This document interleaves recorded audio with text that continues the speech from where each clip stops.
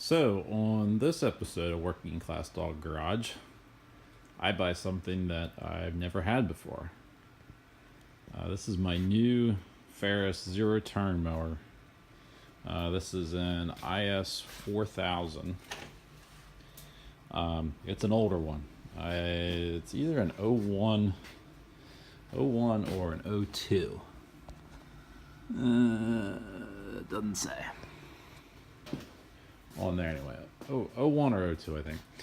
I've been wanting a zero turn for quite a while because I have quite a bit of mowing to do. I've been using a garden tractor, which works well, but takes a while. So I'm looking for one of these. I really like the Ferris because of the independent suspension that's on them. My ground is definitely not smooth, so that seemed like it would be a plus. Some people seem to really like it. Some people seem to say that they don't. I know that they do have a couple issues with it. One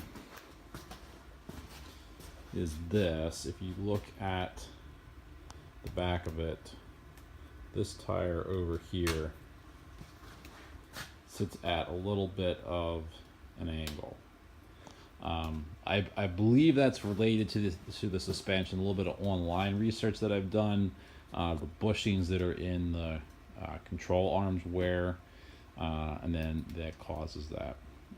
I did jack it up and just grabbed the tire. I wanted to check to see if the bearings were shot in the motor, in the hydraulic motor for that wheel. And it seems fairly tight, so I don't think it's that. I hope it's not that. Those motors are like $900 on eBay. So I really hope that's not the problem. It has 1,514 hours on it, which is a little higher than I would have liked, but the price was right on this one. Obviously, it will remain to be seen whether I actually got a deal or not. Hey, flip the seat up for a minute.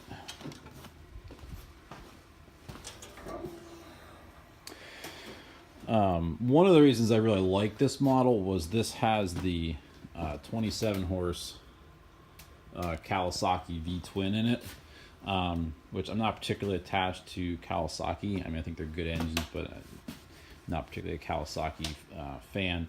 But I really like the liquid cooled. To me, that's just having the radiator and the thermostat keeps the engine at a much more consistent temperature than if it's air cooled. This one does not actually have a gauge on it. One of the things I want to add is a temperature gauge so that I can see exactly what the temperature in the engine is too. So that will help as well. So 27 horse, liquid cooled Kawasaki. It has the individual hydraulic pumps and motors. You can see here is the right hand pump, hydraulic lines going down to the wheel motor down in there. Then you have the exact same setup on this side. Here's a left hand one. Hydraulic lines come up this way and then down to the right hand wheel motor. Both of the pumps have a belt drive off the back crank of the engine. Electric clutch back here down to a right angle gearbox, and then a belt drive up to the mower deck. I've had this for maybe a month now. A month ago I bought it, and I haven't had any time to do anything with this. I really haven't had much chance to even get under it and look at it. I did notice a couple things off the top that I want to take a look at. There is a crack in this exhaust manifold coming out here. It's right down there, like where the weld is.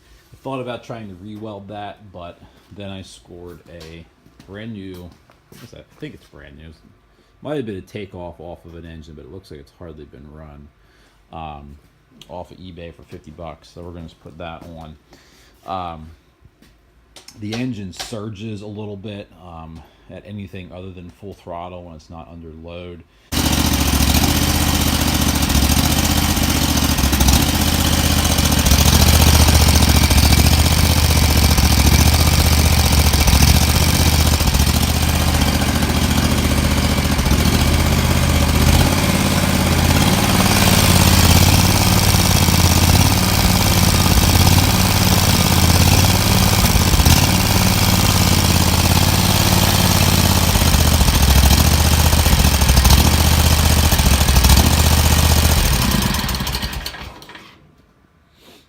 smells really rich too, coming out of the exhaust, and it only gets worse the more that it warms up. And just looking at it a little bit, I noticed that if you look at the throttle shaft here, I don't know if I can do it and have you be able to see. And I can take the throttle shaft, and the throttle shaft has some play. I can actually take it and move it up and down or back and forth there a little bit. So I think maybe the carburetor needs a little bit of work.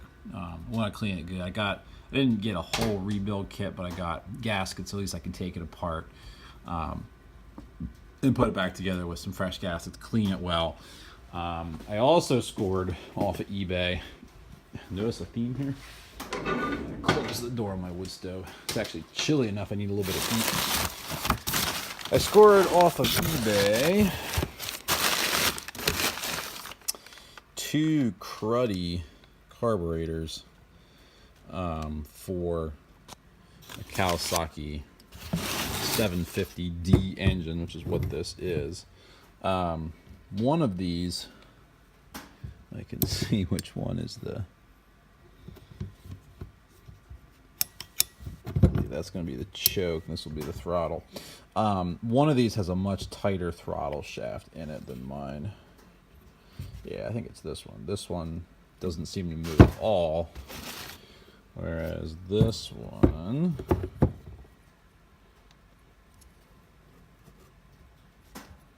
doesn't really seem to move at all either. But I know one of these I definitely felt play in. But I'm hoping to maybe, if I need to, I can use one of these to replace the one that's on there. I think that throttle shaft play might be a pretty common problem on these Kawasaki engines, because I saw another used carburetor on eBay that said it had play in the throttle shaft. So anyway, yeah, I'm kind of excited to take this apart, take a look at it. I'll try to take you along with me if you're interested. I definitely want to take all the belt covers off the back and see what's going on there, check out the condition of the belts. I have bushings ordered to delve into what's going on with this wheel for sure. This one doesn't look as bad, but it looks like it's maybe starting to get a little bit of a tilt there to it as well. So if I'm successful with this one, I might get parts to do that one as well. Let's see, what else am I doing? I don't know what I'm going to do about this. This is like the gentleman I bought it from. This was his grass. Wow, can I talk? Grass deflector / mulch plug or something that he had there. I don't know about that. We'll see. Overall, I mowed with it for maybe 15 minutes when I first got it. Overall, like it does what it needs to. The other thing I like about this is in front of the radiator, it's a huge hydraulic cooler here. That's cool in my opinion. No pun intended. Dual gas tanks. There's valves down here for using one, the other, transferring between the two. I was looking in the manual a little bit. It did come with a full set of manuals. And most of the time I'm pretty good at understanding mechanical systems. I have to kind of reread it to see exactly what you can do. You definitely can use right, left, transfer between the two, turn both off. Let's see, otherwise it's pretty standard. Got your throttle, choke, mower on, off, key with a little fob there. Deck height is completely manual with this. You push the pedal, and when you push the bottom part of the pedal down, it allows the deck to drop. It drops to whatever height you have this pin set at here. The labels are starting to come off of this a little bit. And you can push it back up. I have thought about see if I could adapt a linear actuator to that, so you have a little switch to just kind of raise it up and down to what you want.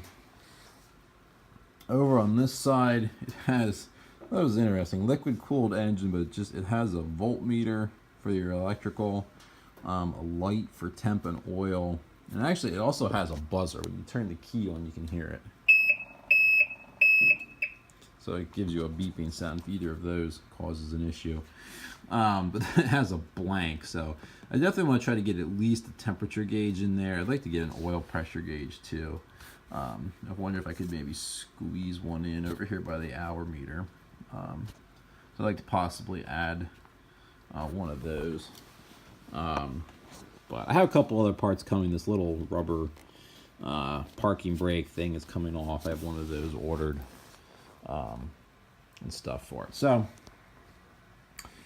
it'll be interesting to see. Like I said, I've never owned a zero turn before. I've definitely never worked on one. I've driven one or two, just briefly, like around to try them out on a test drive on another Ferris on one time. So it'll be fun to take apart and look at. Like I said, I'll try to take you along. And if you have one of these, maybe it can help you out a little bit, or if you have one and you're laughing at me, maybe you can help me out a little bit too. My experience so far, parts are available. They seem like you can get them. They're not quite as widely available on the used market as the Cub Cadet that I have.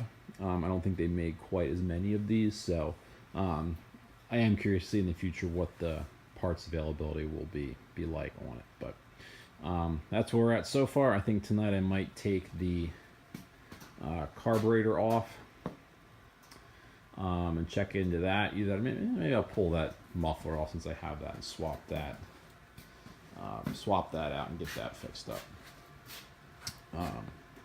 But yeah, so we'll get started.